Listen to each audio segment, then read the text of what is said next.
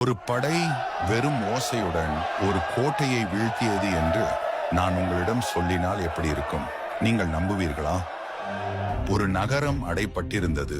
அதன் கதவுகள் மூடப்பட்டிருந்தன. சுவர்கள் அத்தனை உயரமானதும் தடிமனானதும் எந்த கடுமையான படையெடுத்தும் அவற்றை உடைக்க முடியாதவையாக இருந்தன. பல தலைமுறைகளாக அது நிலைத்திருந்தது. படைகள் அதை கண்டு பயந்தன. அதை எதிர்க்க யாரும் துணிந்ததில்லை. ஆனால் பிறகு ஆயுதங்கள் இல்லாமல், ஏவுகணைகள் இல்லாமல், வெறும் எக்காலங்களுடன் சுமூகமாக மௌனமாக ஒரு மக்களின் படை வந்தது. 6 நாட்களுக்கு அவர்கள் பட்டணத்தை சுற்றி நடந்தார்கள். ஒரு வார்த்தை கூட பேசவில்லை.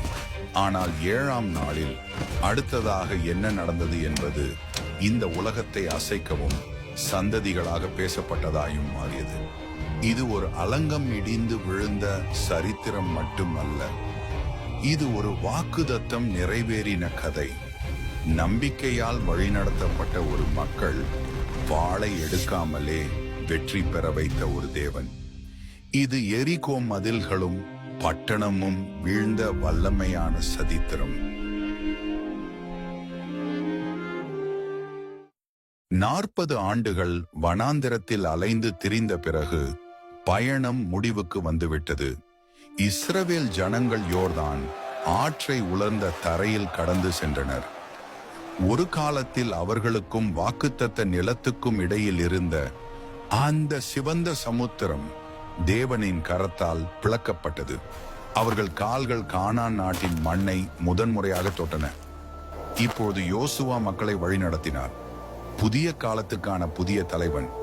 அவனை பல அதிசயங்களாலும் தேவனுடைய கிருபையாலும் உருவாகிய ஒரு ஜனம் தொடர்ந்தது. ஆனால் இப்பொழுது ஒரு புதிய சவால், வித்தியாசமான ஒரு நகரம். அதான் எரிகோ. அது அவனுக்கு முன் நின்றது. அதன் மதில்கள் சமவெளியை அச்சுறுத்தும் வகையில் உயர்ந்திருந்தன.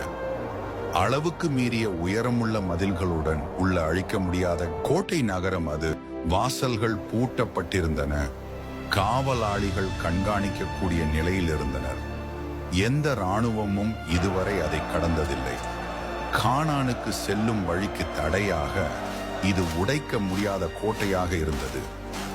இஸ்ரவேலுக்கு இது தேவனுடைய வாக்குத்தத்தத்திற்கும் விசுவாசத்திற்கும் முதல் சோதனையாக இருந்தது. இது தேவன் அவர்களுக்காக வைத்த பாதையில் ஒரு பெரும் தடையாக நின்றது. கடுமையாக பாதுகாக்கப்பட்ட நகரம் எல்லா பகுதியிலும் அச்சத்தை ஏற்படுத்தியது. யாரும் வெளியே வரவில்லை, யாரும் உள்ளே செல்லவில்லை. எரிகோ தன் மதில்களை மூடியது. இஸ்ரவேலின் ஆயுதங்களை பார்த்து அல்ல, அவர்கள் வழிபட்ட தேவனை பற்றிய பயத்தாலேயே மதில்களை மூடியது. ஆனால் இந்த யுத்தம் வாள்களால் வெல்லப்படாது. இது பலத்தால் கூட வெல்லப்படாது.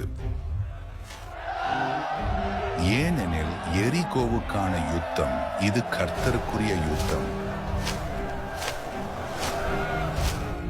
இஸ்ரவேல் மக்கள் கானானில் காலடி வைக்கும் முன்பே யோசுவா சித்தீமில் இருந்த முகாமில் இருந்து 2 நபர்களை அமைதியாக வேவு பார்க்கும்படி அனுப்பினார். அதன் நிலத்தை, குறிப்பாக எரிகோவை வேவு பார்க்க அனுப்பப்பட்டனர். அந்த ஆண்கள் இருள் மூடிய பள்ளத்தாக்குகளின் வழியே மெதுவாக சென்றனர் மற்றும் அந்த பெரிய நகரத்தை அமைதியாக அணுகினார்கள்.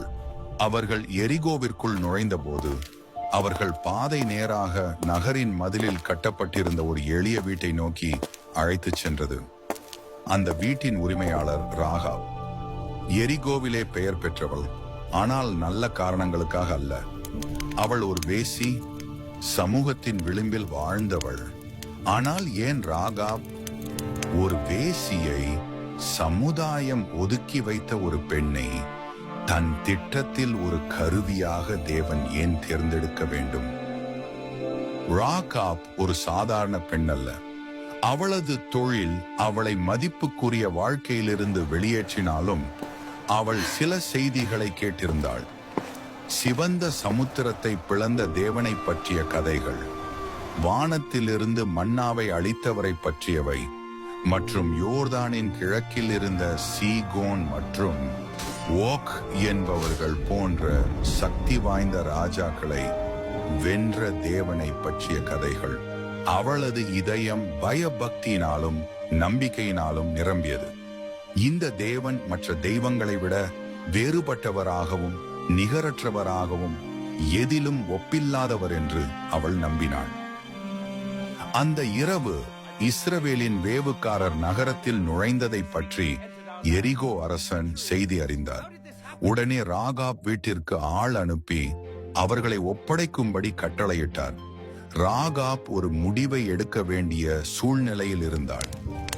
இந்த அந்நியர்களை திருப்பி ஒப்படைத்து தன்னை பாதுகாத்துக் கொள்ளலாமா, அல்லது அவர்களை மறைத்து தன்னுடைய வாழ்க்கையையே ஆபத்தில் மாட்டிக்கொள்ளலாமா என்று தன்னை ஆட்கொள்ளும் ஆபத்தையும் பொருட்படுத்தாமல் தைரியமுள்ள மனதுடன் அவள் வேவுக்காரரை வீட்டின் மேல் ஏற பண்ணி வீட்டின் மேல் பரப்பப்பட்ட சணல் தட்டைகளுக்குள்ளே மறைத்து வைத்திருந்தாள். அந்த ஆண்கள் ஏற்கனவே நகரத்தை விட்டு தப்பி ஓடிவிட்டதாக கூறி ராகாப் அரசனின் சேனைகளை நகரத்திற்கு வெளியே வழி தவற விட்டு அனுப்பினாள். அவர்கள் போன பிறகு அவள் நில ஒளியில் கூரைக்கு ஏறி அந்த ஆண்களிடம் பேசினாள். கர்த்தர் உங்கள் கையில் இந்த நாட்டை அழித்து விட்டார் என்பதனை நான் அறிவேன். எங்கள் அனைவருக்கும் உங்களை பற்றிய பயம் ஏற்பட்டுவிட்டது. இந்த நாட்டில் உள்ள ஒவ்வொருவரும் நடுங்கிக் கொண்டிருக்கின்றனர். கர்த்தர் உங்கள் முன் சிவந்த சமுத்திரம் பிளந்ததையும் நீங்கள் கீகோனுக்கும் ஓக்குக்கும் செய்ததை பற்றியும் நாங்கள் கேட்டிருக்கிறோம். மேலே விண்ணகத்திலும் கீழே பூமியிலும் அதிகாரமுள்ள ஒரே தேவன் உங்கள் தேவன் மட்டுமே என்பதை கேட்டோம், அறிந்துள்ளோம். பின்னர் ராகாப் தைரியமாக ஒரு கோரிக்கையை முன்வைத்தாள். எரிகோ விழும்போது தயவு செய்து கர்த்தரின் நாமத்தில் எனக்கும் என் குடும்பத்திற்கும் இரக்கம் காட்டுவதாக சத்தியம் செய்யுங்கள் என்றாள். ராகாபின் விசுவாசத்தால் உருக்கமான அந்த இஸ்ரவேல் வேவுக்காரர்கள் அவளது கோரிக்கையை ஒப்புக்கொண்டனர். அவர்கள் அவளுக்கு ஒரு எளிய அடையாளத்தை அளித்தனர். ஒரு சிவப்பு நூல் கயிறு ஜன்னலில் கட்டும்படியாக அவர்கள் கூறினார்கள், இந்த சிவப்பு நூல் கயிற்றை எங்களை இறக்கிவிட்ட ஜன்னலிலே கட்டி வையுங்கள். உங்கள் குடும்பத்தை உங்கள் வீட்டிற்குள் சேர்த்துக் கொள்ளுங்கள். கர்த்தர் எரிகோவை இஸ்ரவேலுக்கு கொடுக்கும் நாளில் உங்களுக்கோ உங்கள் குடும்பத்தினருக்கோ எந்த தீமையும் நேராது. இதை கேட்ட ராகாப் அவர்களுக்கு தப்பிக்க உதவினார். தன் ஜன்னலில் இருந்து ஒரு கயிற்றின் உதவியுடன் வெளியே இறக்கி அனுப்பினாள். அந்த ஆண்கள் மலை பகுதிக்கு ஓடி 3 நாட்கள் மறைந்து இருந்தனர். ஏனெனில் எரிகோ இன்னும் பூட்டப்பட்டிருந்தது. பின்னர் அவர்கள் யோசுவாவிடம் ஒரே செய்தியுடன் திரும்பி வந்தார்கள். கர்த்தர் இந்நிலத்தையெல்லாம் உங்கள் கைகளில் நிச்சயமாக ஒப்புவித்திருக்கிறார். அவர்கள் சொன்ன வார்த்தைகள் யோசுவாவுக்கு ஊக்கத்தை வழங்கின. உடனே அவர் ஜனங்களை யுத்தத்திற்கு தயார் செய்ய தொடங்கினார். ஆனால் அதன் பிறகு நிகழ்ந்தது ஒரு சாதாரண இராணுவ திட்டம் அல்ல. அங்கு ஏறி போகும் படிகள் இல்லை, மதில்களை உடைக்கும் இயந்திரங்களும் இல்லை, போர்க்கோட்டைகளை தாக்கும் கோபுரங்களும் இல்லை. அதற்கு பதிலாக தேவன் யோசுவாவுக்கு மிகவும் விசித்திரமான ஒரு கட்டளையை தந்தார். நகரை ஒவ்வொரு நாளும் ஒரு முறை சுற்றி நடவுங்கள். 6 நாட்கள் இப்படியே செய்ய வேண்டும். 7 ஆசாரியர்கள் கர்த்தரின் உடன்படிக்கை பெட்டியின் முன்னால் கொம்புகளால் செய்யப்பட்ட எக்காளங்களை பிடித்து கொண்டு போக வேண்டும். 7வது நாளில் அந்த நகரை 7 முறை சுற்றி நடக்க வேண்டும். அதன் பிறகு ஆசாரியர் எக்காளங்களை ஊத வேண்டும். நீண்ட ஓசையுடன் எக்காளம் முழங்கும் போது அப்போது ஜனங்கள் அனைவரும் ஒரு பெரும் ஆரவாரத்தோடு கோஷமிட வேண்டும். அந்த சமயத்தில் நகரின் மதில்கள் இடிந்து விழும். அது சிறு குழந்தைகள் செய்யும் செயல் போல் எளிமையாகவும் அபூர்வமாகவும் தோன்றியது. ஆனால் யோசுவா ஒன்று அறிந்திருந்தார். தேவனின் திட்டங்கள் மனிதன் புரிந்து கொள்ளும் விதிகளை விட உயர்ந்தவை. எனவே அவர் மக்களை அழைத்துக் கொண்டு கர்த்தர் தந்த திட்டத்தை அவர்களுடன் பகிர்ந்தார். எங்கள் வீடியோக்கள் உங்களுக்கு பயனுள்ளதாகவும் அர்த்தமுள்ளதாகவும் சுவாரஸ்யமாகவும் இருந்தால் தயவாக சப்ஸ்கிரைப் பண்ணுங்கள். இவைகளை உருவாக்க நிறைய நேரம் எடுத்துக்கொள்கின்றன.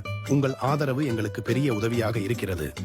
மேலும் நீங்கள் நம்முடைய சேவையை நேசித்து ஒரு கட்டம் மேலே சென்று ஆதரிக்க விரும்பினால் இப்போது நமது சேனலில் இந்த வீடியோவிற்கு கீழே உள்ள நன்றி, தேங்க்ஸ் என்கிற பட்டன், அதை கிளிக் செய்து இந்த சேவையை தாங்கவும் உற்சாகப்படுத்துகிறோம். உங்கள் ஆதரவு மூலமாக தேவனுடைய வார்த்தையை சக்தி வாய்ந்த அனிமேஷன்களின் மூலம் இன்னும் அதிகமான மக்களுக்கு கொண்டு செல்ல முடிகிறது. இந்த நோக்கத்தில் நீங்களும் ஒரு பகுதியாகுங்கள். தேவனின் ஆசீர்வாதம் உங்கள் அனைவரோடும் இருக்கட்டும். முதல் நாளில் இஸ்ரவேல் மக்கள் அமைதியுடனும் கட்டுப்பாட்டுடனும் திடமான உறுதியுடனும் ஒன்று சேர்ந்தனர். எரிகோவின் காவலர்களின் கண்கள் அவர்கள் மீது இருந்தபோது அவர்கள் நகரின் மதில்களை சுற்றி ஒரே வரிசையிலும் ஒற்றுமையிலும் நடந்தார்கள்.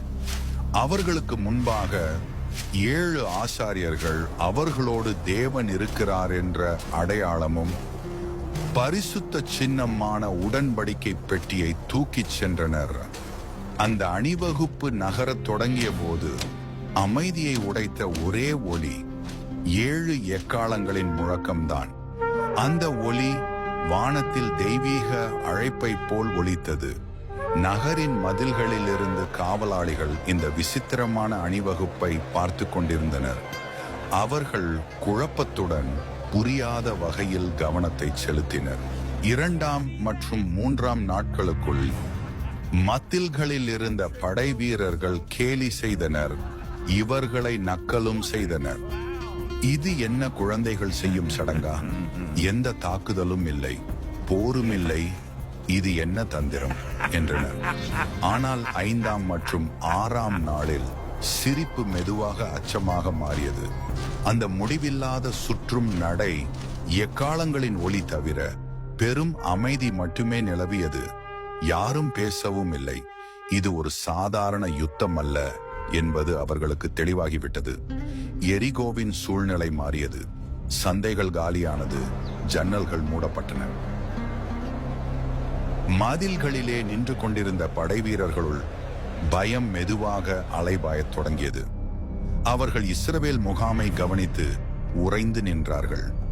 இஸ்ரவேலர்கள் ஊர்வலமாக நடந்தார்கள், ஆனால் ஒரு வார்த்தையும் பேசப்படவில்லை. அவர்கள் நடந்தார்கள். எரிகோ அதை பார்த்து கொண்டிருந்தது. கர்த்தரின் செயல் நடைபெற அனைத்தும் தயார் செய்யப்பட்டு விட்டது. இஸ்ரவேல் மக்கள் கட்டளையை கடைபிடித்திருந்தனர். உடன்படிக்கை பெட்டி சுமக்கப்பட்டது. ஆசாரியர்கள் எக்காளங்களை ஊதினார்கள் மற்றும் அந்த மதில்கள் அவை ஆயத்தமாக காத்திருந்தன. பொழுதின் முதல் ஒளி கிழக்கு திசையில் மெல்ல மலரத் தொடங்கிய போது இஸ்ரவேல் முகாம் செயல் மற்றும் நோக்கத்துடன் எழுந்தது.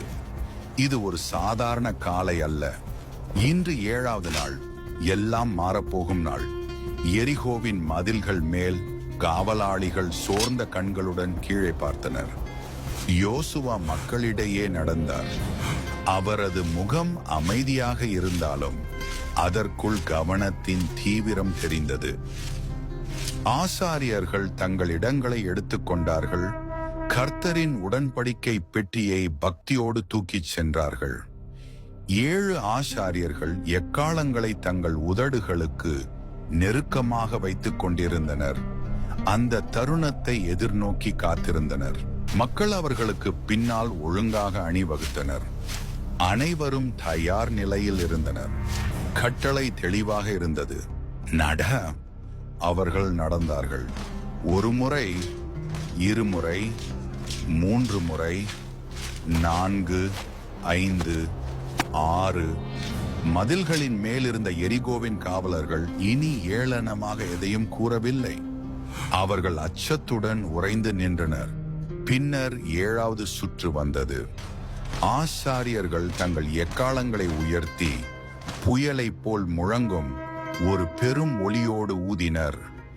அதுவே அறிகுறியாக இருந்தது. யோசுவா மக்களை நோக்கி திரும்பினார். அந்த எக்காளங்களின் சத்தத்தை தாண்டி அவரது குரல் ஒலித்தது. ஆர்ப்பரியுங்கள்! இந்த எரிகோ பட்டணத்தை இன்று கர்த்தர் உங்களுக்கு